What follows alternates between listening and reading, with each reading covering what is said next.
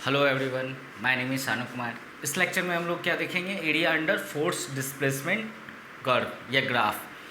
तो देखो, अगर मान लो वाई एक्सेस पे फोर्स दिया है और एक्स एक्सेस पे डिस्प्लेसमेंट दिया हुआ है, अलग उल्टा भी ले सकते हो, इधर डिस्प्लेसमेंट इधर फोर्स ले सकते हो, लेकिन मैं एक जनरल ले रहा हूँ कि वाई एक्सेस पे ये जो एब्सिसा इसको कहते हैं ऑर्डिनेट, तो इस पर क्या दिया हुआ फोर्स, मतलब यहाँ पे क्या क्वांटिटी रहेगा फोर्स, इधर क्या रहेगा डिस्प्लेसमेंट। तो area under force displacement curve gives work.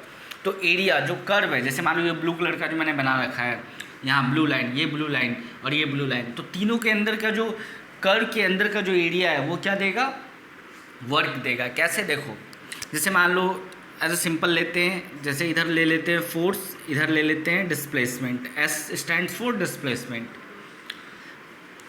अब ये एक ले लेते हैं रेक्टेंगल इस टाइप से, तो देखो इसका एरिया निकालना है, ये वाला एरिया आएगा इसके अंदर एरिया। तो देखो मान लो जैसे फोर्स कितना है, वो है 5 न्यूटन और डिस्प्लेसमेंट हुआ यहाँ पे 10 मीटर। तो यहाँ पे देखो area under force displacement graph वो क्या आ जाएगा, तो एरिया क्या आएगा बताओ, एरिया यहाँ से आ जाएगा, ये क्या है रेक्टेंगल है, तो लेंथ इंटू ब्रेथ, तो लेंथ कितना है 10 मीटर और ब्रेथ कितना है 5 न्यूटन। अब देखो 50 न्यूटन मीटर, 50 न्यूटन मीटर, तो देखो न्यूटन मीटर वर्क क्या होता है, फोर्स इंटू डिस्प्लेसमेंट, फोर्स की यूनिट ऐसा यूनिट न्यूटन और डिस्प्लेसमेंट की ऐसा यूनिट मीटर। तो यहाँ से क्या आ गया, ये बेसिकली किसका यूनिट आया, जूल। तो क्या आता है, area under force displacement graph क्या आता है, डिस्प्लेसमेंट। तो ये यहाँ से अपने को प्रूफ हो गया।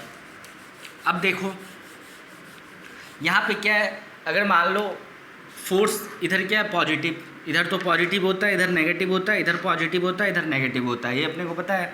तो देखो यहाँ पे अगर देखेंगे, तो यहाँ पे अगर मान लो कैलकुलेट करें, किसी टाइप का भी आ जाए, मान लो शेप इस टाइप का आ सकता है, ट्राइंगल टाइप का इस टाइप का आ सकता है, ठीक है, ट्रेपेजियम टाइप का आ सकता है, सभी का एरिया है। मान लो यहाँ फोर्स है, इधर डिस्प्लेसमेंट, इधर फोर्स है, इधर डिस्प्लेसमेंट, इधर फोर्स है, इधर डिस्प्लेसमेंट है, तब तक एरिया अंडर कर्व क्या आएगा, वो आएगा वर्क। तो यहाँ पे क्या आएगा, ये जो एरिया निकालेंगे सब में क्या आएगा, वर्क आएगा। अब यहाँ पे देखो ये इस टाइप का ग्राफ है, इसका कोई इक्वेशन होगा, तो इसके अंदर का जो ये एरिया है ये क्या आ जाएगा, वर्क। तो यहाँ पे वर्क क्या आया, यहाँ पे वर्क आया पॉजिटिव। देखो यहाँ पे फोर्स क्या है पॉजिटिव, डिस्प्लेसमेंट भी क्या है पॉजिटिव, तो वर्क क्या आएगा यहाँ से पॉजिटिव। वैसे ही देखो यहाँ पे देखो, यहाँ से मान लो जैसे यहाँ से डिस्प्लेसमेंट, यहाँ से यहाँ डिस्प्लेसमेंट। अब देखो डिस्प्लेसमेंट यहाँ से यहाँ तक क्या है पॉजिटिव, डिस्प्लेसमेंट इधर से इधर क्या है पॉजिटिव। यहाँ पे फोर्स मान लो जैसे क्या है 10 न्यूटन, और इधर क्या है, ये जो नीचे आया ये ले लो -10 न्यूटन। तो देखो अब यहाँ से ले लो, मान लो जैसे यहाँ से यहाँ x डिस्प्लेसमेंट ले लो, और यहाँ से यहाँ भी क्या है डिस्प्लेसमेंट x।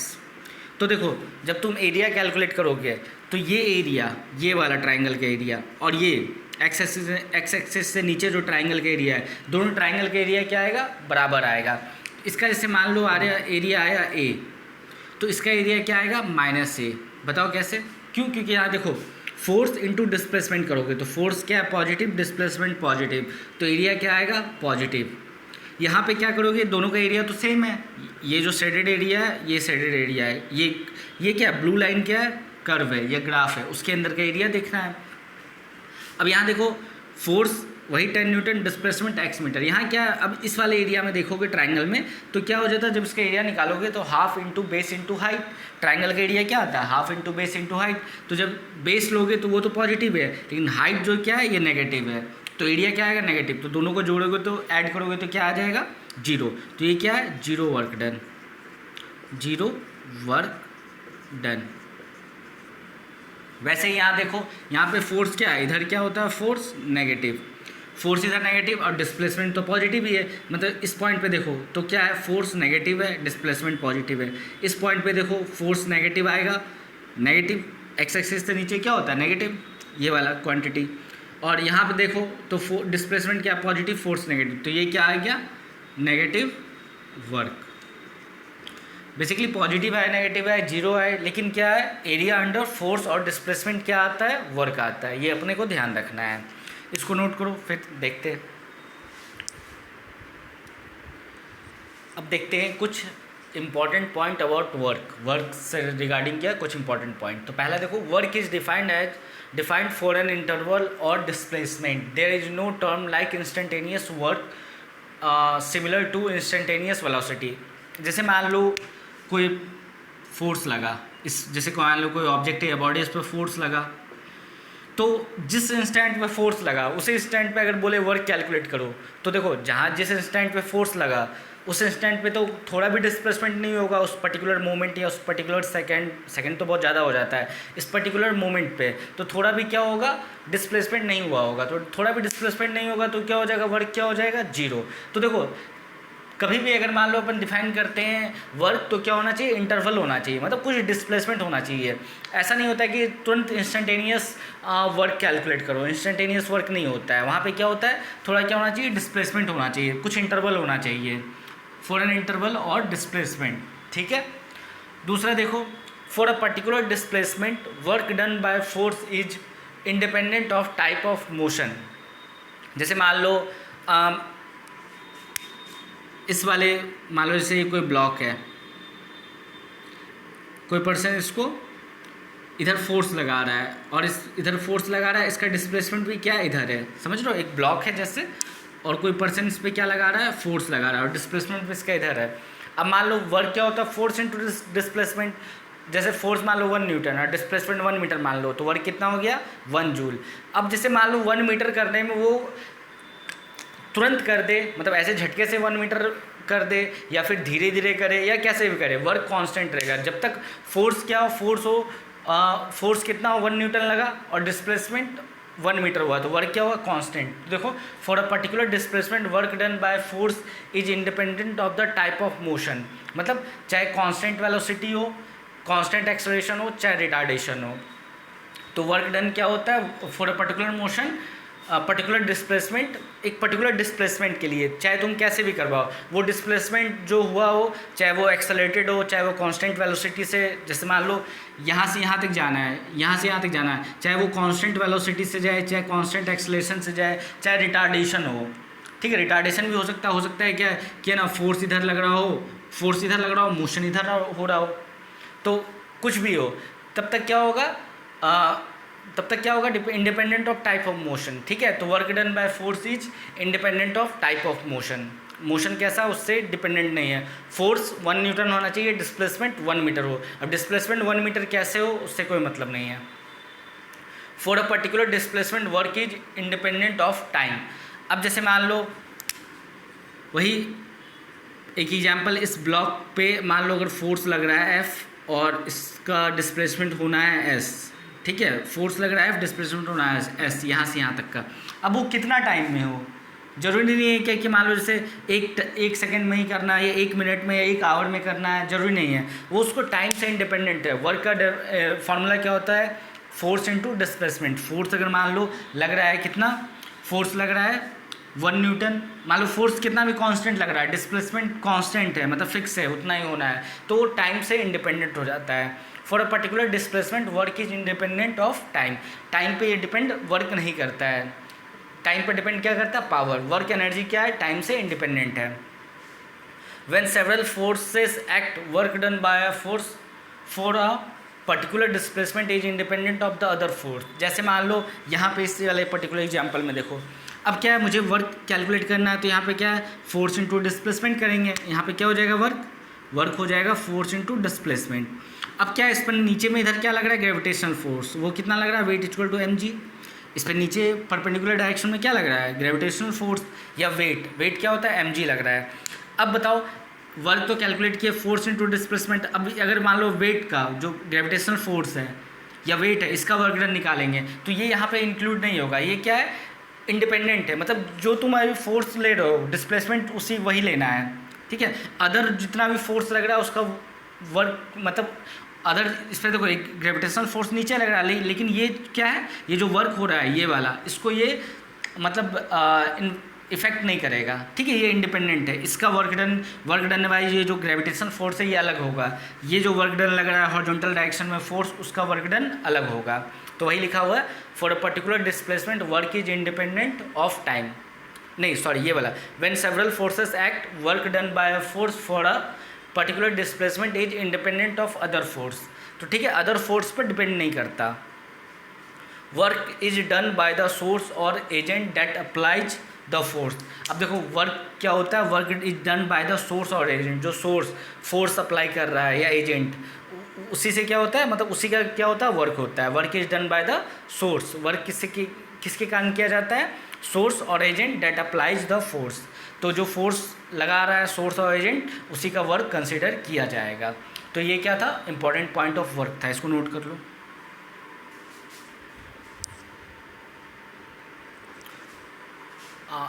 इस दोनों पॉइंट को समझने के लिए कुछ और एग्जांपल देखते हैं। जैसे मान लो ये मार्कर है, ठीक है, इस पे नीचे कौन सा लग रहा है, ग्रेविटेशनल फोर्स mg, वेट लग रहा है। तो अगर मान लो मुझे देखना है किसका वेट देखना है, work done by force, work done bye कौन सा फोर्स, तो ग्रेविटेशनल फोर्स या वेट के कारण। तो देखो वर्क डन क्या हो जाएगा, अब मुझे यहाँ से यहाँ तक मान लो क्या है, हाइट h, मेरे दोनों हैंड के बीच में हाइट कितना है h, तो वर्क डन क्या हो जाएगा, W into H, force into displacement होता है, यहाँ फोर्स कितना है, W इंटू एच। तो यहाँ से देखो यहाँ तक आया तो W इंटू एच हो गया। अब देखो मैं जो इस पर धीरे धीरे लाऊँ इसको ऐसे, तब पर भी क्या होगा, वेट तो इतना ही लग रहा है, मतलब ग्रेविटेशन फोर्स कितना लग रहा है इस मार्कर का m, और acceleration due to gravity small g, तो mg लग रहा है नीचे, तो mg इंटू एच हुआ। अब मैं इसको ऐसे सडनली छोड़ दूँ तब पर भी mg इंटू एच हुआ, या फिर मैं यहाँ से यहाँ लाऊँ और फिर क्या करूँ, थोड़ी देर रुक जाऊँ फिर यहाँ लाऊँ, तो जब तक इस पर यहाँ पे रोक दिया तब पर भी इस पर ग्रेविटेशन फोर्स कितना लग रहा है, जब वेट कितना लग रहा है mg, और हाइट तो यहाँ से यहाँ तक में कितना h ही है। तो उसको, इसका मतलब क्या है, उसको टाइम से इंडिपेंडेंट है, मतलब कितना भी टाइम लगे, लेकिन यहाँ से जब यहाँ तक आएगा, ये मार्कर यहाँ से यहाँ तक आएगा, तो इस पर जो वर्क होगा वो कितना होगा, work done by gravitational force या वेट कितना हो जाएगा, mg इंटू एच। ठीक है, तो mg h ही होगा, चाहे वो धीरे धीरे लाऊँ मैं, चाहे मैं सडनली लाऊँ, चाहे मैं रुक करके ऐसे लाऊँ, तब पर भी क्या होगा, वही होगा। ठीक है, तो फॉर अ पर्टिकुलर डिस्प्लेसमेंट, अब देखो डिस्प्लेसमेंट यहाँ से यहाँ तक हाइट कितना है, दोनों मेरे फिंगर हैंड के बीच में हाइट कितना है, h। तो पर्टिकुलर डिस्प्लेसमेंट चाहे कांस्टेंट एक्सेलरेशन से हो, मतलब कांस्टेंट एक्सेलरेशन जो यहाँ तो एक्सेलरेशन ड्यू टू ग्रेविटी है, या फिर कांस्टेंट वेलोसिटी धीरे धीरे लाए, या कांस्टेंट रिटार्डेशन हो, उससे कोई फ़र्क नहीं पड़ता वर्क को। वर्क कितना होगा, वो mg h ही होगा, W इंटू एच, या वेट क्या हो जाता है, mg h। तो ये हो गया सेवरल फोर्स। अब जैसे मान लो यहाँ पर है, अब एयर फोर्स इधर लगा रहा है, रेजिस्टिव फोर्स लगा रहा है एयर, तो उसका वर्क डन कंसिडर नहीं करना है। जैसे मैंने बताया ना, यहाँ पे क्या है, अब इधर वाला देख रहे हैं फोर्स, तो ये जो वर्क डन बाय ग्रेविटी है, वेट है, इसके कारण जो फोर्स है उसको क्या करना है, कंसिडर नहीं करना है। तो when several force act work done by a force for a particular displacement is independent of other force, other force से क्या होता है, इंडिपेंडेंट होता है। तो ये इसको नोट कर लो, फिर देखते हैं आगे। अब नेक्स्ट टॉपिक देखते हैं, conservative force and non conservative force. तो देखो वैसे पहले मैं बता दूं कि ये क्या है, मतलब उतना ज़्यादा डिटेल में नहीं दिया है, मतलब ये बेसिकली है 11th का टॉपिक, वर्क एनर्जी पावर। जब देखेंगे तो यहाँ क्या अपन बेसिक देख लेते हैं, जितना कि अपना काम चल जाए, बस समझ में आ जाए थोड़ा थोड़ा, उतना ज़्यादा डिटेल में अपने को नहीं देखना है। तो देख लो इसको, कंजर्वेटिव फोर्स क्या होता है, मान लो जैसे तुम, ये कोई पाथ है, जैसे मान लो एक पार्टिकल को फोर्स लगा करके, फोर्स लगाते हैं उस पर एक पार्टिकल पे, और उसका डिस्प्लेसमेंट ए से बी पाथ तक जाना है उसको। ठीक है, तो ए से बी तक जाना है उसको, तो कैसे, पहले कैसे ले गए उसको, पाथ 1 से ले गए, इस वाले रास्ते से 1 से, बाद में 2 से गए। तो देखो ए से बी तक गए कहाँ, ए से बी तक का, मतलब इनिशियल पॉइंट क्या है ए, और फाइनल पॉइंट क्या है बी। तो देखो चाहे उसको यहाँ से ऐसे ले जाओ, चाहे उसको यहाँ से ऐसे ले जाओ, चाहे उसको ऐसे ले जाओ, कैसे भी ले जाओ, अगर मान लो इनिशियल पॉइंट और फाइनल पॉइंट सेम है, तो जो वर्क डन होता है उस फोर्स के कारण वो क्या होता है, बराबर होता है। वो पाथ पर डिपेंड नहीं करता, मतलब इनिशियल पॉइंट और फाइनल पॉइंट पर डिपेंड करता है, पाथ पे नहीं। मतलब देखो work done A to B along path 1, work done A to B along path 1 is equal to work done A to B along path 2, दोनों क्या होता है, बराबर। मतलब जैसे यहाँ से ऐसे ले गए इसको तो आया 10 न्यूटन, अब फिर इसको मान लो ऐसे ऐसे इधर से इधर ले गए, तब पर भी क्या आना चाहिए, 10 न्यूटन ही आना चाहिए। तो वैसे फोर्स को क्या कहते हैं, कंजर्वेटिव फोर्स कहते हैं। A force is conservative if the work done by the force in displacing a particle from one point to another point another is independent of the path followed by the particle. Path जो force जो लग रहा है जिसके कारण work हो रहा है, तो वो क्या हो रहा है, पाथ पर डिपेंड नहीं करना चाहिए of the particle and depends only on and points. मतलब इनिशियल पॉइंट और फाइनल पॉइंट पे डिपेंड करना चाहिए, पाथ पे डिपेंड नहीं करना चाहिए। देखो यहाँ जो हम लोग समझेंगे उसमें कौन सा है, ग्रेविटेशनल फोर्स। जैसे बता दो इसके एग्जांपल क्या है कंजर्वेटिव फोर्स के, एक ग्रेविटेशनल फोर्स, इलेक्ट्रोस्टैटिक्स फोर्स जो चार्जेस के बीच में लगते हैं दो, इलेक्ट्रोस्टैटिक्स फोर्स, और एक elastic force by spring. Spring के कारण जो फोर्स लगता है इलास्टिक फोर्स, वो भी क्या है, कंजर्वेटिव नेचर का होता है, कंजर्वेटिव फोर्स कहलाता है। मतलब इस तीनों फोर्स के कारण जो वर्क डन क्या होगा, किसी भी पाथ से हो, ठीक है, वर्क डन इक्वल होगा जब तक कि इनिशियल पॉइंट और फाइनल पॉइंट क्या है, सेम है। तो इसको समझेंगे। दूसरा क्या है, देखो एक तो ये हो गया कि ये ना, मतलब चाहे किसी भी पाथ से जाओ वर्क डन क्या होना चाहिए, सेम होना चाहिए, मतलब इनिशियल पॉइंट और फाइनल पॉइंट पे पहुँचो तो। दूसरा क्या है, जैसे मान लो ए से बी गए, वापस बी से ए आए, तो क्या होना चाहिए, जो कंप्लीट लूप गए, एक लूप लिए या फिर एक complete closed path. Closed path मतलब यहाँ से ऐसे गए, यहाँ से ऐसे आए, एक लूप भी हो गया, एक क्लोज्ड पाथ भी हो गया। तो वर्क डन क्या होना चाहिए इस क्लोज्ड पाथ में या लूप में, उस फोर्स के कारण जीरो होना चाहिए। देखो work done along path 1, work done A to B, इस वाले फिगर की बात कर रहा है, A to B along path 1, इस वाले पाथ से A to B is equal to minus work done B to A. जब बी से ए तक आएगा अलोंग पाथ 2, तो ये क्या होना चाहिए, इक्वल टू माइनस होना चाहिए उतना ही। अब देखो ये माइनस से इधर लाओगे तो क्या हो जाएगा, work done A to B plus ये जब इधर आया तो क्या हो जाएगा, work done B to A, दोनों मिलके क्या होना चाहिए, जीरो। मतलब यहाँ से यहाँ तक गए तो वर्क डन मान लो आया 10 जूल, तो यहाँ से यहाँ आओ तो कितना आना चाहिए वापस वर्क डन, -10 जूल। तो दोनों मिलके क्या हो जाएगा, ऐड करने के बाद जीरो आना चाहिए। इसको अपन समझते हैं एक एग्जाम्पल से, इसको नोट करो फिर देखते हैं एग्जाम्पल। अब इसको समझते हैं conservative nature of gravitational force. बताया ना, 3 एग्जाम्पल लिख लेना, ग्रेविटेशनल फोर्स, इलेक्ट्रोस्टैटिक्स फोर्स और इलास्टिक फोर्स बाय स्प्रिंग। तीनों क्या है, कंजर्वेटिव नेचर है तीनों का। अब देखो जैसे इसमें क्या है कि एक ब्लॉक है, उसको ए से बी तक ले जाना है। इनिशियल पॉइंट क्या है ए, फाइनल पॉइंट क्या है बी, और दोनों के बीच में हाइट क्या है, मतलब यहाँ और इसके बीच में हाइट क्या है, एच। ठीक है। दूसरा ये जो पहला फिगर है, दूसरे फिगर में क्या है, ए से बी तक ही ले जाना है, मतलब इनिशियल पॉइंट और फाइनल पॉइंट सेम है, लेकिन एक बार कैसे ले गए, इसको यहाँ से यहाँ ले गए, फिर यहाँ से यहाँ ले गए, फिर यहाँ से यहाँ ले गए, फिर यहाँ से यहाँ ले गए। ठीक है, यहाँ से यहाँ, यहाँ से यहाँ, यहाँ से यहाँ, यहाँ से यहाँ, ऐसे ले गए, अलग पाथ से ले गए, रास्ते से ले गए। तो अपने को यही तो चेक करना है, क्रॉस चेक, कि हाँ अलग अलग पाथ से भी वर्क डन सेम आएगा, तो क्या होगा, वो जो फोर्स जो रिस्पॉन्सिबल होगा वो क्या हो जाएगा, कंजर्वेटिव नेचर का हो जाएगा। तो देखो ए से बी, तो देखो जैसे इस पर अभी मान लो इसका मास कितना है, m ले लेते हैं, इस ब्लॉक का मास कितना है m, तो इस पर नीचे कितना लग रहा है, ग्रेविटेशनल फोर्स mg के बराबर। तो अगर मान लो मुझे इसको ऊपर उठाना है तो मुझे कितना फोर्स लगाना पड़ेगा, उतना ही जितना इस पर फोर्स लग रहा है नीचे। नीचे कितना लग रहा है, ग्रेविटेशनल फोर्स mg के बराबर। तो देखो ऊपर मैं कितना लगाऊंगा, mg, और कहाँ तक ले जाना है, h हाइट तक। तो मेरे कारण जो वर्क डन कितना आएगा, वो आएगा mg इंटू h है। mg क्या है, ग्रेविटेशनल फोर्स ही है, लेकिन जब मैं उसको उठा के ऐसे ले जा रहा हूँ तो मेरे क्या आएगा, mg इंटू एच। ठीक है, मैं कितना लगाऊंगा, mg फोर्स, और हाइट तक ले गया तो वर्क क्या होता है, फोर्स इंटू डिस्प्लेसमेंट। तो फोर्स मैंने कितना लगाया, mg, और हाइट कितना आ गया, h तक, तो mg इंटू एच आ गया। ए टू बी कितना, mg h। अब देखो यहाँ से यहाँ तक ले गए h/2 हाइट पे पहले, तो वर्क डन कितना आ जाएगा बताओ, a टू c, ये जो लेवल पॉइंट है ये क्या है, सी। तो देखो ए से सी तक गए तो mg h/2 आया। क्यों, क्योंकि यहाँ पे फोर्स तो कितना लगा, mg, और हाइट कितना, h/2। अब देखो यहाँ से जब यहाँ तक ले गए थे ब्लॉक को, यहाँ से जब ब्लॉक को यहाँ ले गए तो देखो वेट तो इस पर नीचे लग रहा है ग्रेविटेशनल फोर्स, और डिस्प्लेसमेंट इधर हुआ, समझ रहे हो, ग्रेविटेशनल फोर्स नीचे लग रहा है और डिस्प्लेसमेंट इधर हुआ, दोनों के बीच में एंगल कितना बना, 90 डिग्री। तो यहाँ से यहाँ तक में जो work done by gravitational force कितना हो जाएगा, 0 हो जाएगा। वापस यहाँ से यहाँ ले जाओ तो वापस हाइट कितना है यहाँ से यहाँ तक, h/2, तो कितना आ जाएगा, mg h/2। और फिर यहाँ से जब यहाँ ले जाओगे तो वापस क्या हुआ, ग्रेविटेशनल फोर्स नीचे और डिस्प्लेसमेंट इधर, ग्रेविटेशनल फोर्स नीचे, डिस्प्लेसमेंट इधर, दोनों के बीच में एंगल कितना बना 90 डिग्री।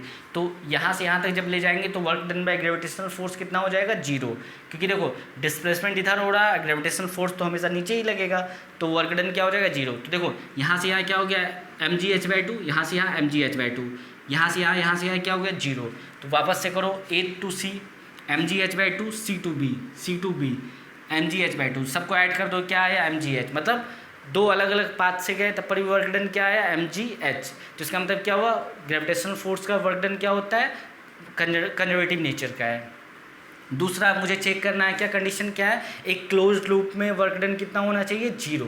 तो देखो A to B ले गए तो mgh हुआ, ठीक है। वापस जब वो नीचे आएगा तो देखो ऊपर ले गए तो हाइट को लिए पॉजिटिव, डिस्प्लेसमेंट पॉजिटिव लिए, जब वो नीचे आएगा तो देखो ऊपर ले गए तो mgh आया, ठीक है। जब नीचे लाएंगे तो हाइट क्या हो जाएगा नेगेटिव, तो work done B to A क्या हो जाएगा, देखो A to B तो क्या mgh, जब नीचे लाएंगे तो क्या हो जाएगा mg-h, तो क्या हो जाएगा -mgh। अब दोनों को ऐड कर दो, work done A to B और work done B to A, close loop हो गया, यहाँ से यहाँ, तो work done A to B to A, तो mgh और यहाँ से -mgh, तो क्या आ गया 0 आ गया। तो इससे क्या प्रूफ हो गया, जो work done by gravitational force कैसा है, कंजर्वेटिव है। इसको नोट करो। अब देखो नॉन कंजर्वेटिव फोर्स क्या होता है, इसका बेस्ट एग्जांपल क्या है, फ्रिक्शन फोर्स। तो पहले इसको समझते हैं कि कैसे फ्रिक्शन फोर्स के कारण क्या होता है, जो वर्क डन होता है वो अलग अलग पाथ में अलग अलग होता है। अब देखो अपने को फ्रिक्शन फोर्स के बारे में ज़्यादा रिक्वायरमेंट नहीं है, बस अपने को ये पता है कि जैसे मोशन को जो अपोज करे, ठीक है, अभी तक अपने को क्या पता है, मोशन को जो अपोज करे उसको क्या कहते हैं फ्रिक्शनल फोर्स, और उसका वो किधर लगता है, मोशन के अपोजिट लगता है। जैसे मान लो मैं किसी ब्लॉक को इधर धक्का दे रहा हूँ, ठीक है, ब्लॉक है, जैसे मान लो कोई ब्लॉक है और उस पर धक्का इधर दे रहा हूँ, तो फ्रिक्शन फोर्स उस पर किधर लगेगा, पीछे। ये अपने को ध्यान है, बाकी फ्रिक्शन फोर्स के बारे में ज़्यादा नहीं पता हमें कि उसका फार्मूला क्या होता है और क्या हो, उसके बारे में और ज़्यादा रिक्वायरमेंट नहीं है, तो इसलिए इसको लिमिटेड देखेंगे। ग्रेविटेशन फोर्स अपने को आता था, इसलिए उसको अच्छे डिटेल में देखें। तो देखो जैसे मान लो A से C जाना है, तो एक पाथ क्या है, एक सीधा यहाँ से यहाँ गए, दूसरा क्या है A से B गए, B से C गए, तो दो अलग अलग पाथ हो गया, एक यहाँ से यहाँ, एक यहाँ से यहाँ, दोनों पाथ। अब देखो जैसे मान लो कोई एक ब्लॉक है, उसको धक्का दे करके ले जाना है, तो देखो इसका मान लो डिस्प्लेसमेंट इधर हुआ, तो इस पर फ्रिक्शन फोर्स किधर लगेगा, ये F क्या है, फ्रिक्शन फोर्स, डिस्प्लेसमेंट इधर, तो देखो फोर्स और डिस्प्लेसमेंट के बीच में एंगल कितना बन गया 180, तो वर्क यहाँ पे क्या आएगा, नेगेटिव आएगा, वो अलग बात है। अब देखो यहाँ से यहाँ ले गए, तो मान लो जैसे फ्रिक्शन फोर्स है 5 न्यूटन और डिस्प्लेसमेंट है गया 3, तो कितना आ गया वर्क 15, माइनस साइन भूल जाओ, तो 15 जूल आ गया। अब यहाँ से यहाँ ले जाओ तो क्या आया, फ्रिक्शन फोर्स तो उतना ही लगेगा, क्योंकि तुमने ब्लॉक और सरफेस चेंज नहीं किया, ब्लॉक और सरफेस सेम है, तो यहाँ से यहाँ आएगा, कितना आएगा, फ्रिक्शन फोर्स कितना बोला था 3 न्यूटन, जैसे 3 न्यूटन, तो यहाँ से देखो 5 न्यूटन बोला था ना, 5 न्यूटन, तो यहाँ क्या आया 15। A से C में कितना आया work done, A to C कितना आया 15, 5 × 3 15 जूल। अब देखो वर्क डन कहाँ से कहाँ, A to B, वो कितना आया बताओ, 5 × 4, force into displacement 5 × 4, plus work done कहाँ से कहाँ तक B to C, वो कितना आ जाएगा बताओ 5 × 5, तो यहाँ से देखो कितना आया 20 जूल प्लस 25 जूल। अब देखो ये 20 + 25 जूल 45 जूल आया, यहाँ क्या है 15 जूल, तो अलग अलग पाथ से ले गए तो वर्क डन क्या होगा अलग अलग आया। वैसे ये क्लोज लूप में इसका एग्जांपल क्या है, दूसरा एग्जांपल क्या है इसका, विस्कोसिटी। जो लिक्विड, जैसे मान लो कोई ऑब्जेक्ट को लिक्विड में डालते हैं तो उस पर क्या होता है, एक विस्कस फोर्स लगता है, वो विस्कोसिटी। दोनों क्या है, नॉन कंजर्वेटिव नेचर है फोर्स, दोनों क्या है नॉन कंजर्वेटिव फोर्स है। अब देखो एक लूप में ले जाएंगे, एक लूप में मतलब एक क्लोज्ड पाथ में ले जाएंगे तो work done by friction force तब पर भी 0 नहीं आता है। अब देखो क्या है इसका definition, if the amount of work done in moving an object against a force, समझ रहे हो ना, from one point two another depends on the path along which the body moves, मतलब ये पाथ पर डिपेंड करता है, अलग अलग पाथ से अलग अलग वर्क डन होता है। Then such a force is called non conservative force. ऐसे फोर्स को क्या कहते हैं? Non conservative. यहाँ एक क्लोज्ड पाथ में वर्क डन क्या होता है? जीरो नहीं होता है। कंजर्वेटिव में क्या होता था? वो पाथ पर डिपेंड नहीं करता, ए से बी कैसे भी जाओ वर्क डन क्या आया था? सेम आया था। ए से बी से ए वापस आया तो वर्क डन जीरो हो गया था। यहाँ पे क्या है? अलग अलग पाथ में अलग अलग वर्क डन है, मतलब ये पाथ पर डिपेंडेंट है। वो कंजर्वेटिव क्या है? पाथ पर डिपेंडेंट नहीं है। और यहाँ पे क्या है? ये क्लोज लूप में वर्क डन जीरो नहीं आता। तो यहाँ पे क्या करते हैं? लेक्चर को कंक्लूड करते हैं। मतलब बहुत ज़्यादा मोर देन सफिशिएंट हुआ ये कंजर्वेटिव फोर्स और नॉन कंजर्वेटिव फोर्स के बारे में नॉलेज। अगर नेक्स्ट लेक्चर में हम लोग न्यूमेरिकल्स देखेंगे। अगर चैनल अभी तक सब्सक्राइब नहीं किया तो चैनल सब्सक्राइब करो और उसको शेयर करो अपने फ्रेंड्स क्लासमेट्स के साथ। Thank you.